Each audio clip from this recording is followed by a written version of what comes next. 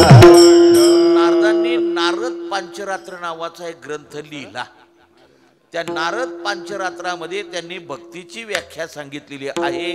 अनन्य ममता विष्णू ममता प्रेम संगता भक्तिरीती उच्चते भीष्म प्रल्हादो उद्धव नारदै.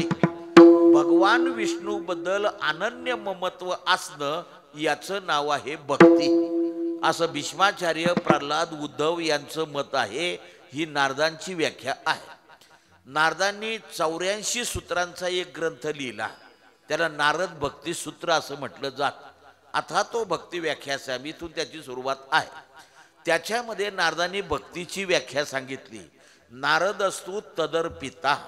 नारद महर्षी म्हणतात जे जे कराल खाल प्याल वगैरे सगळं त्याला अर्पण करा, परमात्म्याला. याचं कारण देता देविता तो आहे. याहीपेक्षा गीतेमध्ये सुद्धा यत करोशी यजस्नासी यज्ञोसी ददासी यत तपस्सी कौंते यथत कृष्व मदर्पणम. अर्पणामध्ये फार मोठी ताकद आहे. अनेक वेळेला तुम्ही कीर्तनकाराकडून ऐकलं असेल, एक बाई आपलं घर असं झाडून काढायची, तो केर असा केरसुनीवर घ्यायची आणि बाहेर फेकता फेकता म्हणायची कृष्णार्पण. हे एक दिवस अर्जुनानं पाहिलं. तळपायाची आग मस्तकाला गेली की द्वारकेचा राजा आहे माझा, आणि असं असताना हिनं केर अर्पण करावा. त्यानं रागानं तिला 2 थोबाडात मारल्या. ती म्हणली कृष्णार्पण. दुसऱ्या दिवशी भगवान आले, ते गालाला उपरणं लावूनच आले. अर्जुनानं विचारलं देवा झालं काय? म्हणजे तुझा मूर्खपणा. काल त्या बाईला तू 2 थोबाडात मारल्या, ते कृष्णार्पण म्हटल्यामुळं तिला काही झालं नाही, ते माझ्याकडे ट्रान्सफर झालंय. अर्पणाला एवढी किंमत आहे. नारद असतो तदर्पिता. दुसरं उदाहरण, द्वारकेला भगवान कृष्णाचे सिंहासनावर बसलेत. पायाजवळ रुक्मिणी आई साहेब पाय दाबत बसलेले आहेत, आणि तेवढ्यामध्ये राधा आली. राधेला पाहिल्याबरोबर देवाला इतका आनंद झाला, आपल्या शेजारी सिंहासनावर तिला बसवलं. रुक्मिणीला सांगितलं रुक्मिणी माझी राधा आली, जा तिच्याकरता दूध घेऊन ये. रुक्मिणीच्या ठिकाणी सवती मत्सर निर्माण झाला. मी यांची पट्टराणी असताना यांनी सतत तिचं नामस्मरण करावं. तेव्हा सांगितलं राधा चल स्वयंपाकघरात. स्वयंपाकघरामध्ये नेलं. 1 तासभर दूध चांगलं उकळलं आणि उकळतं दूध राधेला प्यायला दिलं. हेतू एवढाच होता रुक्मिणीचा की तिला त्रास झाला शरीराला, म्हणजे ती परत इथं येणार नाही. राधा कृष्णार्पण म्हणत म्हणत उकळतं दूध प्याली. दोघी तिथून उठल्या, देवाजवळ आल्या. रुक्मिणी आई साहेब पायाजवळ, बाजूला शेजारी राधा बसलेली आहे. आई साहेब पाय दाबणार, तेवढ्यात भगवान ओरडले, कारण पायाला मोठमोठे फोड आलेले होते. रुक्मिणीने विचारलं देवा हे काय? म्हणले हा तुझा मूर्खपणा आहे. तू राधेला उकळतं दूध प्यायला दिलंस ना, पण लक्षात ठेव श्री राधिकायाम हृदयारविंदे पादारविंदम विराजते मी.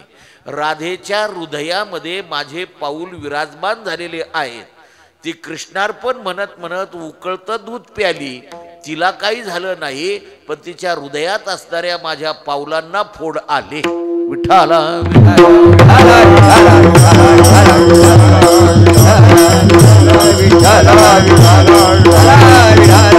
आणि म्हणून अर्पण करायचं देवाला, ही भक्ती आहे.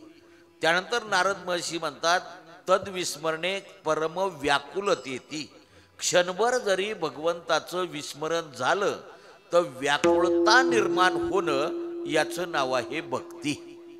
आता विसर 2 प्रकारचा असतो. एक आहे स्वाभाविक विसर आणि दुसरा आहे नैमित्तिक विसर. 2 प्रकारचा विसर आहे. काहींचा विसर स्वाभाविक असतो की काला झाल्यानंतर किंवा काल्यालाच कळतं गावात सप्ताह होता. काहींना काला झाल्यावर किंवा काल्याला कळतं गावात सप्ताह होता, तोपर्यंत त्यांना विसर पडलेला असतो. आणि काही वेळेला नैमित्तिक विसर. नारदांना सांगितलं नारदा हा तेलानं भरलेला ग्लास आहे, पृथ्वी प्रदक्षिणा करून या, पण एकही थेंब सांडू देऊ नका. नारदांचं सगळं लक्ष ग्लासाकडे आहे. आणि मग संपूर्ण पृथ्वी प्रदक्षिणा करून आले. सांगितलं बघ देवा एक थेंब सांडला नाही, साधा उघळ सुद्धा आला नाही, सगळं लक्ष ग्लासाकडे होतं. देवानं सांगितलं नारदा चांगली गोष्ट आहे, पण एवढंच सांगा या संपूर्ण प्रवासामध्ये माझी आठवण किंवा माझं नामस्मरण किती वेळा केलं. नारदानं सांगितलं एकदाही नाही, कारण माझं सगळं लक्ष तेलाच्या ग्लासाकडे असल्यामुळं नेमका मला तुझा विसर पडला. याला नैमित्तिक विसर म्हणाव.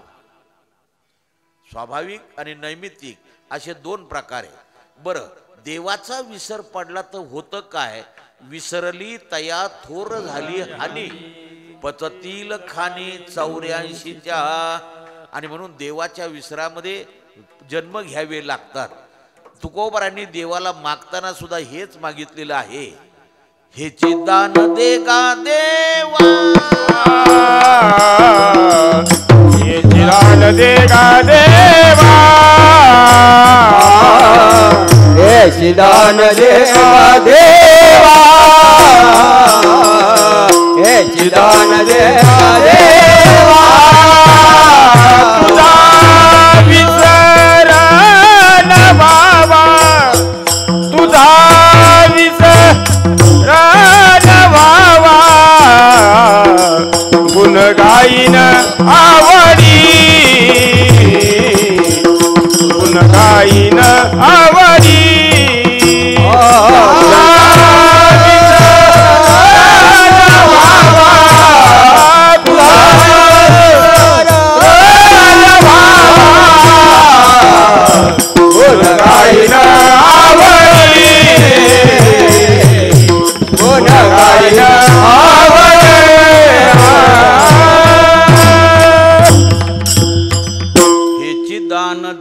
देवा तुझा विसर न व्हावा. काही झालं तरी देवा तुझा विसर पडू देऊ नको. म्हणून तद विस्मरणे परम व्याकुलतेते. क्षणभर जरी विसर पडला तरी व्याकुळता निर्माण होणं याचं नाव आहे भक्ती. नारदांनी बाकीच्यांची सुद्धा सूत्र सांगितलेली आहे. म्हणजे व्यासांचं सूत्र आहे कशाला भक्ती म्हणावं, शांडिल्यांचं सूत्र आहे, तसं गर्गाचार्यांचं सूत्र आहे. कथा दिस्मिती गर्गा, भगवत कथेबद्दलचं प्रेम म्हणजे भक्ती, असं गर्गाचार्यांचं म्हणणं आहे. गर्गाचार्य यादवांचे कुलगुरू आहेत. कंसानं जेव्हा वसुदेव देवकीची 6 मुलं मारली, 6ही मारित दुराचारी, तेव्हा याच गर्गाचार्यांनी एक गोशाळेमध्ये देवी भागवताचं पारायण केलं. का तर पुढची मुलं तरी सुखरूप राहावीत याच्या करता. असं गर्गाचार्य ज्योतिषशास्त्रामध्ये निष्णात आहेत. गर्गाचार्यांनी 12,000 श्लोकांचा गर्गसंहिता या नावाचा ग्रंथ लिहिला. 12,000 श्लोकांचा. गर्गाचार्यांचं ज्योतिष सगळ्यांना मान्य आहे. असे गर्गाचार्य एक दिवस गोकुळामध्ये आले. यशोदेला कळल्यानंतर यशोदेनं सांगितलं, महाराज बरं झालं आलात, जेवल्याशिवाय जाऊ नका. गर्गाचार्य म्हणतायत, यशोदा मी कर्मठ आहे, मी कुणाच्या हातचं खात नाही, तो आग्रह करू नको. ती म्हटली मी शिदा देते तुम्हाला, पण जेवल्याशिवाय जाऊ नका. यशोदेनं शिदा दिला. गर्गाचार्य यमुनेवर स्नानाला गेले, स्नान केलं, ताजं पाणी घेतलं आणि आले, खीर बनवली, ताटामध्ये खीर ओतली, पाणी असं फिरवलं ताटाला आणि देवाला प्रार्थना करायला सुरुवात केली. पहा बरं कथा कशा आहेत.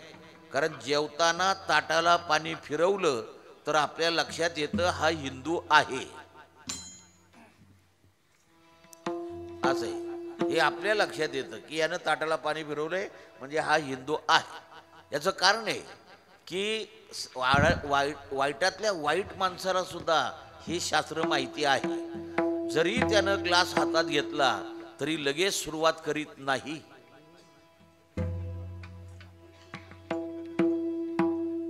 ऐका बारकाई, जरी त्यानं ग्लास हातात घेतला तरी लगेच सुरुवात करत नाही. तोही देवाला 4 थेंब वाहतोच की नाही. मग आपण जेवताना ताटाला पाणी का फिरू नये असा भाग आहे. शास्त्र सुरीच्या धारेसारखं आहे महाराज. फार अवघडे शास्त्र असो. तेव्हा बोलायला सुरुवात केली, हे वैकुंठाधिपती, हे लक्ष्मीपती, या आणि याचा स्वीकार करा. असं म्हटल्यानंतर भगवान यशोदा मैयेच्या मांडीवर असे बसलेले. त्यांनी विचार केला, वैकुंठाधिपती मीच आहे, मी अवतार घेऊन आलोय. लक्ष्मीपती मीच आहे, म्हणजे गर्गाचार्य मलाच बोलवतायत. यशोदेच्या मांडीवरून भगवान उठले आणि रांगत रांगत तिथं जवळ आले आणि खीर खायला सुरुवात केली। जसं ताटाला स्पर्श केला या गर्गाच्या डोळे उघडले आणि मोठ्यानं ओरडले, यशोदा। सगळी खीर त्यानं उष्टी केली। आता देवाला नैवेद्य कसा दाखवायचा? मी अगोदरच म्हटलं होतो मी कर्मटे कुणाच्या हातचं खात नाही, तुझा आग्रह म्हणून मी थांबलोय, चाललो मी। ते म्हणजे घाईघाई कृष्णाला ओढलं, म्हणली असं करू नका, मी परत शिदा देते तुम्हाला दुसरा, पण जेवल्याशिवाय जाऊ नका। यशोदेनं पुन्हा शिदा दिला दुसरा। हे परत आंघोळीला यमुनेवर पुन्हा ताजं पाणी घेऊन आले। यशोदेनं कृष्णाला असं मांडीवर दाबून धरलं, का तर उठू नये याच्याकरता। यांची सुरुवात झाली। वैकुंठाधिपती लक्ष्मीपती भगवान म्हणतायत म्हातारं मला बोलवतं तर खरं, मग खाऊन का देत नाही? यशोदेला सांगितलं, मैया तुला मोर कसा नाचतो माहितीये का ग? ती म्हणली, लबाडा अजून वाड्याच्या बाहेर कधी गेला नाही, मोर पाहिला नाही, मला सांगतो काय? भगवान म्हणतायत मला सगळं माहितीये, मला मोरासारखं नाचता येतं, नाचून दाखवू? देवानं विचारलं। निळोबाराय वर्णन करतात, देव जर नाचायला लागले तर सप्तही पाताळे नाचती, हे वैशिष्ट्य देवाचं। गोपी सुद्धा देवाला सांगतात, नाच रे कृष्णा मजला पाहू दे नैनी। बरीचशी उदाहरणं अभ्यासता येतील आणि म्हणून सांगितलं, दाखव, येतं का तुला नाचता, दाखव। आणि मग भगवान मांडीवरून उठले आणि यशोदे समोर नाचायला सुरुवात केली। आता जगाचा मालक नाचतोय म्हटल्यानंतर कसा नाचत असेल विचार करा। यशोदेला धक्काच बसला, कुठं शिकला, कधी शिकला? ती डोळे झाकून विचार करते, कदाचित मी झोपले असताना हा नक्की वरातीला जात असला पाहिजे, त्याच्याशिवाय असा नाचायला शिकायचा नाही। आणि भगवान ताटाजवळ गेले, ताटाला स्पर्श करणार तेवढ्यात गर्गाचार्य डोळे उघडले, त्यांच्यावर ओरडणार तेवढ्यात भगवंतानं तोंडावर हात ठेवला। गर्गाचार्य अजून मला ओळखलं नाही, पाहायचं मी कोण आहे असं म्हणून भगवंतानं चतुर्भुज रूप धारण केलं। शंख चक्र गदा पद्माशी आयुध हातामध्ये। गर्गाचार्य पाहतच राहिले, डोळ्यातून अश्रू आले, देवा एवढी साधना करूनही मी तुम्हाला ओळखू शकलो नाही, आज मला तुमचं खरं दर्शन झालंय, आता पुन्हा लहान व्हा। भगवान परत लहान झाले, गर्गाचार्यांनी उचलून आपल्या मांडीवर घेतलं, आता तुमच्या हातानं खाऊ घाला। गर्गाचार्य म्हणतायत, मग भगवंतानं आपल्या चिमुकल्या हातानं ती खीर घ्यायची गर्गाचार्यांच्या तोंडामध्ये, गर्गाचार्यांनी खीर घ्यायची देवाच्या तोंडामध्ये। तोपर्यंत यशोदेने डोळे उघडले आणि या दोघांची युती पाहिल्यानंतर तिला धक्काच बसला, यांची युती झाली कधी? कारण एवढे स्टेजवर भांडत होते, पण यांनी कधी प्रवेश केला कळलंच नाही। असे गर्गाचार्य ते म्हणतायत, भगवत कथेबद्दलचं प्रेम म्हणजे